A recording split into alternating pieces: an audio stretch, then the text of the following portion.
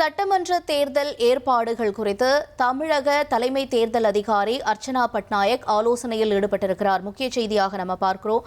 கூடுதல் விவரங்களோட செய்தியாளர் ரமேஷ் இணைந்திருக்கிறார். ரமேஷ் வணக்கம். மேலும் விவரங்களை பதிவு செய்யுங்க. தமிழகத்தில் வாக்குச்சாவடி மையம் மற்றும் வாக்கு எண்ணிக்கை மையங்கள்ல செய்யப்பட வேண்டிய ஏற்பாடுகள் குறித்து தலைமை தேர்தல் அதிகாரி அர்ச்சனா பட்நாயக் தலைமைச் செயலகத்தில் ஒரு ஆலோசனையை நடத்தி வருகிறார். தமிழகத்துல ஏப்ரல் 23ஆம் தேதி சட்டமன்ற தேர்தல் நடைபெற இருக்கிறது. தேர்தலுக்கான ஏற்பாடுகளை தேர்தல் ஆணையம் தீவிரமாக மேற்கொண்டு வராங்க. தமிழகத்துல மட்டும் சுமார் 72,000 வாக்குச்சாவடி மையங்கள் இருக்கு. 41 வாக்கு எண்ணிக்கை மையங்கள் இருக்கு.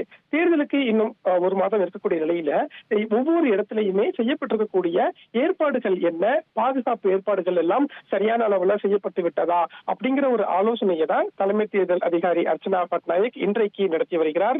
இந்த ஆலோசனை கூட்டத்தில் சிஆர்பிஎஃப் ஒருங்கிணைப்பு அதிகாரி மற்றும் தமிழக காவல்துறை ஒருங்கிணைப்பு அதிகாரிகள் பங்கேற்றிருக்கிறாங்க.